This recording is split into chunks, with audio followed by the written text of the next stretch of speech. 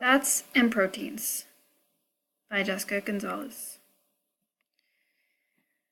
Compare and contrast good and bad fats and analyze their sources. The word fat often has a whole host of negative connotations. Images pop to mind of obese individuals gorging themselves on a whole pizza. But is fat all bad? And what exactly is fat anyway? Fats in the body are what give us energy to go about our daily lives. And it also functions as a way to store that energy to be used during times of need. Of course, it is that storage of extra fat that sometimes leads to problems, but the body is designed primarily for survival, and its ability to store fat has helped people survive during times of famine or even illness. In fact, because they don't have the water content of other nutrients, they can provide double the energy of protein or carbohydrates. Of course, fats also provide insulation padding. They protect our organs and form most of our cell membranes. Finally, the fats in our bodies can be converted to other things we need, such as hormones and even vitamin D. What about the fats in our food? Well, they make our food seem more delicious to many of us.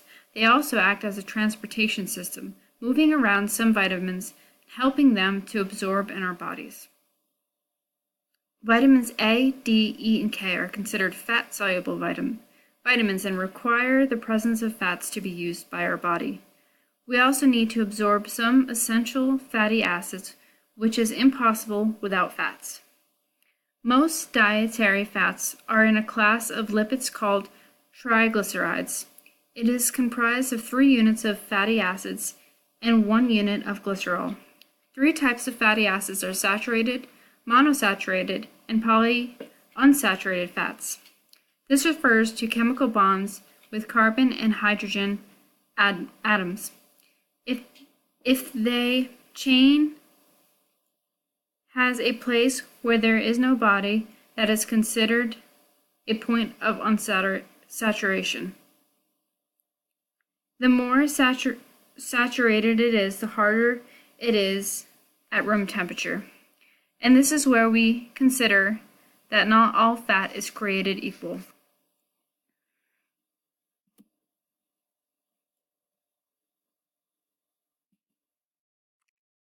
Bad fats.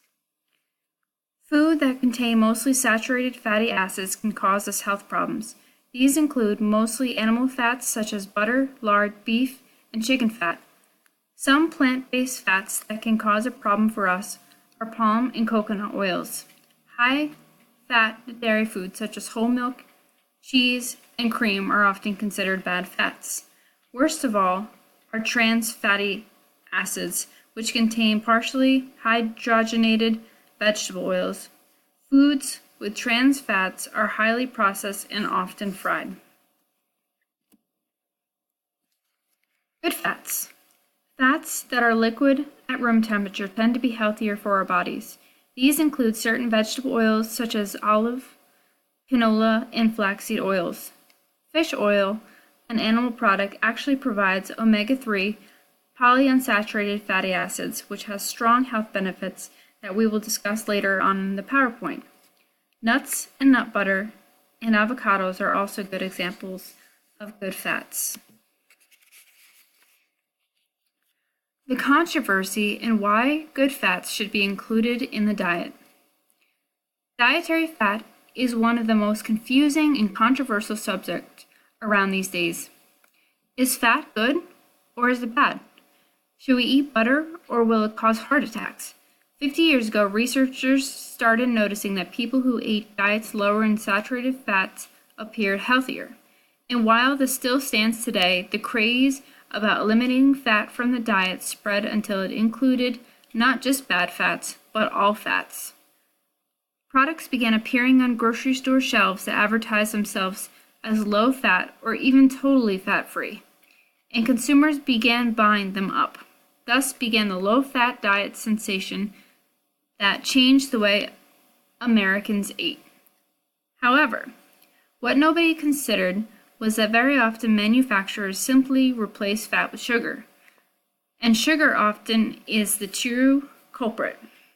Today, many scientists are encouraging people to focus on what types of fats they consume rather than simply eliminating fats altogether. Certainly, getting rid of trans fatty foods is a positive step. This includes frozen pizzas, margarine, and cake frosting, and even some snack food, such as microwave popcorn.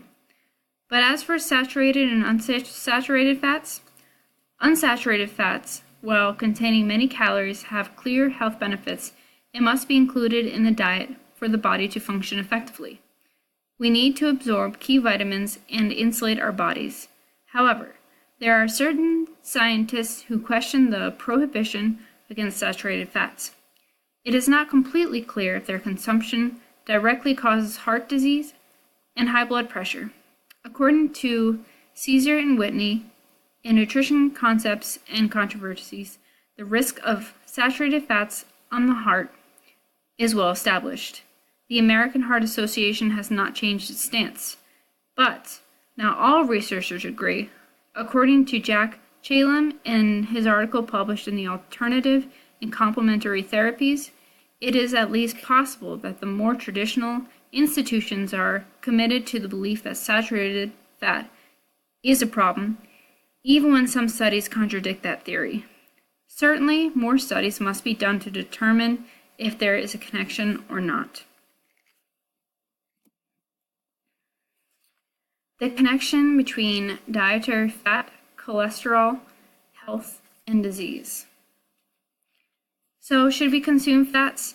There is certainly evidence that points to the dangers of trans fats. These are fats that do not occur naturally, but instead are manufactured by corporations. They are created when hydrogen is added to a liquid oil. This makes it harder at room temperature, which can be very useful in the creation of storage of certain foods. They're cheap and they make foods last a long time. However, even small amounts of this kind of fat can have an effect on cholesterol. It increases the bad cholesterol, called LDL, and actually lowers the good cholesterol, HDL. The risk of heart disease rises. In fact, according to the New England Journal of Medicine, for every 2% of calorie intake that comes from trans fats, a person's health risk of heart disease raises by 23%. Fat recommendations suggest that people should consume about 20 to 35% of our daily energy needs from overall fats, with no more than 10% of that being saturated fats. Trans fat have no place at all in a healthy diet. Many recommend that for optimal health, a Mediterranean diet be followed. This diet has a lot of vegetables, nuts, beans, and whole grains, along with a generous amount of fish. There's little red meat and almost no processed foods. By replacing saturated fats with foods rich in unsaturated fats and phytochemicals, our bodies have a lower risk of not just heart diseases, but diabetes and some cancers. The importance of protein and amino acids. What are the recommendations? Protein is the building block of our cells. In fact, about 20% of our body is made up of protein. Their structure is different than other nutrients in that they contain nitrogen atoms. And if the protein is the building blocks of our cells, amino acids are the building blocks of proteins. These amino acids that make up a strand of protein are not identical and may in fact contain 20 different kinds of amino acids, all with different side chains. Some amino acids are made in the body, but others must be consumed as part of a healthy diet. It is considered a macronutrient, meaning the body needs large amounts of it. These amino acids perform many functions. First, they give cells their structure. They also transport various substances in and out of cells. For example, hemoglobin transports oxygen from the lungs to the cells. Blood can clot because of proteins. They create a net that actually traps blood if there is a cut in the body. They assist in functions of organs and help build and repair muscles, bones, and tissues. Hair and nails are mostly made of protein. And finally, if needed, protein can supply energy to the body. Amino acids can even be converted to glucose. When that happens, their nitrogen groups and removed and excreted as waste. How much protein do people need?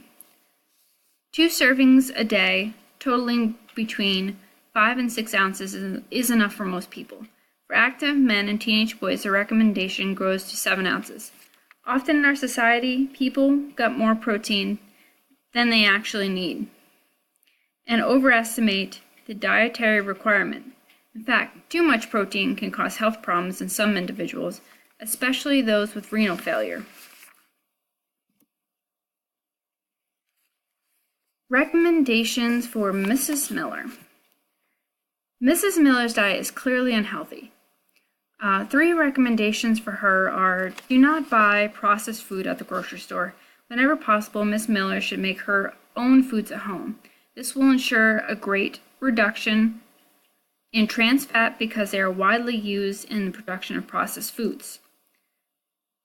Miss Miller should make outings to a farmer's market where she can purchase fresh produce to make healthy salads. This will provide her with the nutrients she is lacking. Also, Miss Miller's protein needs should not come from red meat, but rather lean cuts of chicken or fish. 3 healthy protein choices are salmon, farm-raised turkey breasts, or beans. These will not negatively impact her fat intake and will serve to raise the good cholesterol.